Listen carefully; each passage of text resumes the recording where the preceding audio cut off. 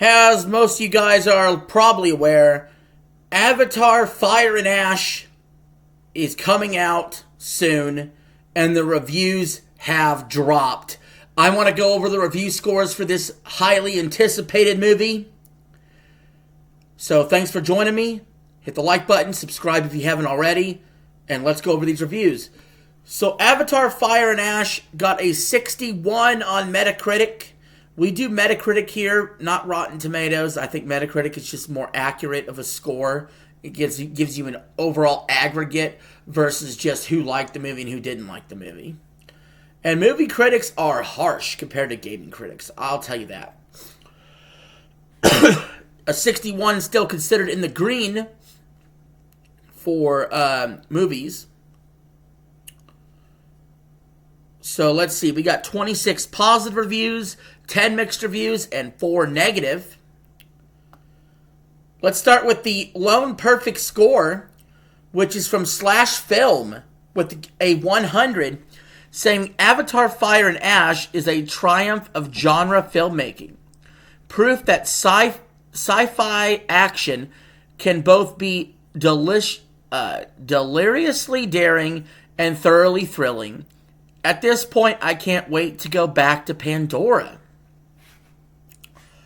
The Film Stage with a 91 says Cameron wings the most from his environment and its inhabitants, not just for the sake of going for broke, but to deliver something thematically resound, folding the first two films on top of each other. This movie's long, by the way. It's like a 3-hour, 17-minute movie. IGN with a 90 says Avatar Fire and Ash isn't the technical leap forward that its predecessor was, which is to be expected after 3 years instead of 13, but what it lacks in novelty, it more than makes up for with refinement on every level. Polygon with an 89 says Fire and Ash burst with genre details, imaginative flourishes, in a way that the worried Cameron might be cramming in every idea as he goes out in a blaze of glory, despite promises of Avatar 4 and 5. The AV Club gives it an 83, saying Fire and Ash is terrific. Entertainment that occasionally gives the impression of appointed vamping. It's almost enough to wonder if all the meticulous writer's room blueprinting of 2 to 4 Avatar sequels might have done as much harm as good. Ooh. Screen Rant with an 80, saying thrilling and sumptuous, James Cameron's latest chapter in this ongoing saga is probably the best one to date, with painstaking world building, sweeping action, and stunning imagery. Next Best Picture with an 80 says Fire and Ash reaffirms Cameron as one of our greatest storytellers, and the Avatar series has the pinnacle of Hollywood blockbuster entertainment. Little White Lies with an 80. Some will find the earnest silliness, which ties a lot of Fire and Ash's beats together, tiresome. But along with the work of some very gifted digital artists, it's what keeps them feeling real and not just empty. New York Magazine Vulture with an 80 saying Fire and Ash in some ways the messiest of the 3 Avatar movies, but it's also the richest, the one in which we most lose ourselves, the one that makes us wonder about 3 characters and constantly peer into those rapturous backgrounds. Screen Crush with an 80. Every time one of those Avatar movies comes out, everyone jokes about how they're guised up cartoons, and people online joke about how no one cares about them. Then the film actually arrives in theaters and it's epic, exciting, and gorgeous and heartbreaking. Screen Daily with an 80. It is a visually extraordinary, has its predecessors, and while the film contains some of those earlier pictures' weaknesses, the deficiencies are starting to feel like charming quirks in an otherwise transporting series. Radio Times with an 80 says if spending time in the bioluminescent forest and turquoise oceans of the alien planet is your thing, then Fire Ash does everything you'd hope. It's a marvel of CG craftsmanship and of Cameron's pursuit of perfection. For the record, my favorite James Cameron movie is still Titanic.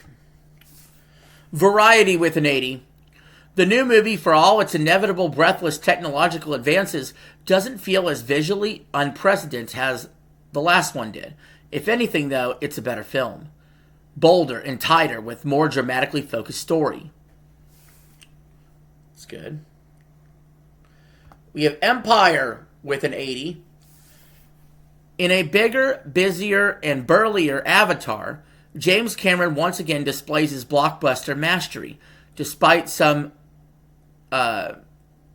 repetitive moments, this is a truly epic cinema, more than worth plugging into for 3 hours. Total film with an 80. The most action-packed Avatar yet still has the capacity to dazzle. Then we have the Austin Chronicle with a 78, saying if future films deliver similar spectacular and true epic filmmaking, then this lengthy sequel can afford to be a prelude. The Globe and Mail Toronto with a 75 says the bulk of Fire Ash feels distressingly derivative of what came before, down to ultra-specific plot beats. Oh, no.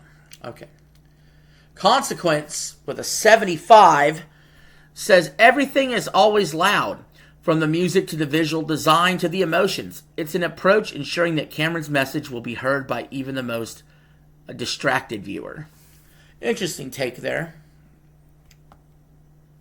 Collider with a 70.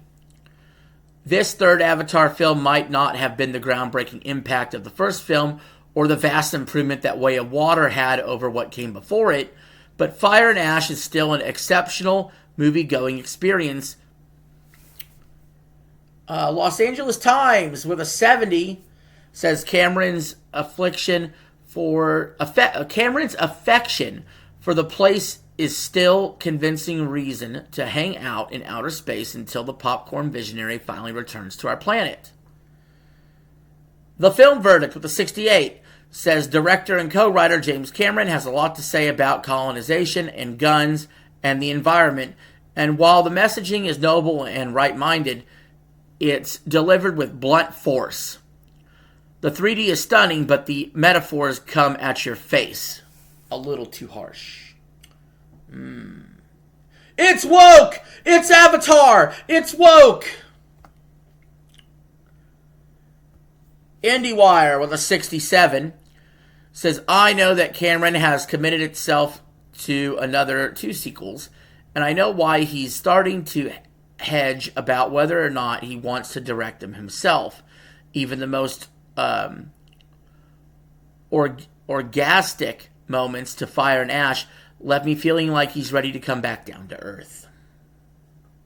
The Associated Press with a 63 says, for those whose trips to Pandora have made less of an impact, Fire and Ash is a bit like returning to a half-remembered vacation spot, only one where local ponytail style is a little strange, and everyone seems to have the waist of a supermodel. And by the way, the 60s here for these reviews are still in the green for movies. 60 and up is still considered in the green. In gaming, it's 70 and up. RogerEbert.com with a 63 says, great sequels don't just repeat, they build. This one treads beautifully retreaded water. 63 from USA Today says James Cameron's third adventure in this blockbuster sci-fi franchise is just as cool as the previous film, yet it also has narratively frustrating, endless subplots, scattershot character development, and borrowed story beats backfire on Fire and Ash. The Seattle Times with a 63 says the action is fierce, kinetic, and basically non-stop in Fire and Ash. The ending sequence goes on a bit long, as does the movie in general at 195 minutes, but it's all generally entertaining, if you forgive the fact that the spectacle replaces the story for the most part. We're going on to the mixed reviews. Starting with a 60. We're in the yellow now. Time Out says, when the foot comes off the gas, the cracks become apparent. Ooh, we're getting harsh. The Independent with a 60 says, Fire and Ash, I'm sure, will find its place in the canon, but that doesn't excuse its flaws. I'll tell you, these movie critics get harsh, man. Way harsher than game critics. Slant Magazine with a 50 says, the crystal clarity of Russell Carpenter's cinematography is often unnerving, as is the uncanny nature of Pandora's computer-generated flora and fauna, which never seem alive and vital. So, by the way, 50s is still a yellow for movies. For games, and by the way, 40s is still yellow for movies. For games, 50 and up is yellow, below 50 is red. So, we're still in the yellows all the way through the 40s. Arizona Republic with a 50 says Avatar Fire and Ash will doubtlessly join its predecessors in the $1 billion club. It can't miss. It follows the formula of the previous two films. Stunning advancements in film technology, coupled with mind-numbing plot. Evidently a lucrative combo. That is such a backhanded fucking compliment, guys. He says calls it a mind-numbing plot. Oh, man. He basically called the viewers idiots, too. I don't get why it ever made $1 billion. I don't know. Some of you are probably huge Avatar fans. Some of you probably hate it. Either way, it gets attention, right? The Daily Beast, the 45. To a greater extent than its franchise mates, Avatar Fire and Ash is drunk on its own extravagance, unaware that it's offering up nothing new that might justify its absurd runtime. The Rap with a 40 says the only way Avatar Fire and Ash could be more hypocritical and taken less seriously is if the characters also yelled, "Hypocrisy sucks," while sitting on whoopee cushions. Wow.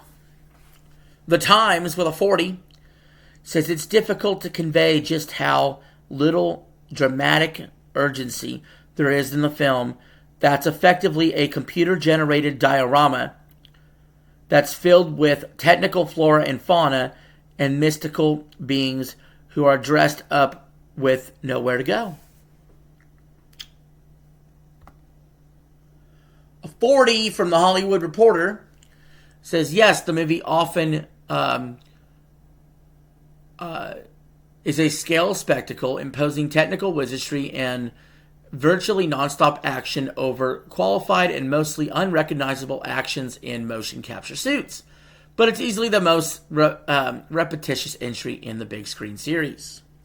The Guardian with a 40 says Avatar is a gigantically uninteresting and colossally impervious to criticism as ever. A vast blank etiquette that placidly repels objection. Man! Woo, Guardian. Oh, man, that's harsh. The Irish Times with a 40 says rarely has anything looked simultaneously so spectacular and yet so monstrous. It's like being drowned in drunken death in a lake of sugar? I don't know what that says. Alright, we're into the negative reviews. In the red, starting with the San Francisco Chronicle with a 38, saying Cameron is such a good filmmaker that even though he seems to be out of ideas, the 3-hour, 17-minute runtime chugs along effectively on pure craftsmanship, but it's not enough. Looper with a 30 says the armies of visual effect teams at James Cameron's disposal struggle to hide the fact he's now on autopilot, expanding the world of Pandora without offering anything that feels particularly fresh. Even the set pieces failed to arouse much excitement. BBC with a 20 says the strange thing is that while the first Avatar seemed exhilarating and futuristic, the third film seems like a relic of an earlier era. Wow, that's poetic. And finally, the last score, it's a low, it's tied with BBC for the low, a 20 from the Telegraph, saying some of us saw a while ago that turning Avatar into a franchise would prove to be a creative suicide. Having reached the top of the street 3 years ago, Cameron spends all of Fire and Ash trying to turn his enormous, articulated story around. Anyway, guys, that's it. That's the review scores for Avatar Fire and Ash. Let me know below in the comments, do you plan on seeing this movie? But until next time, this is RJ signing out. Have a good one.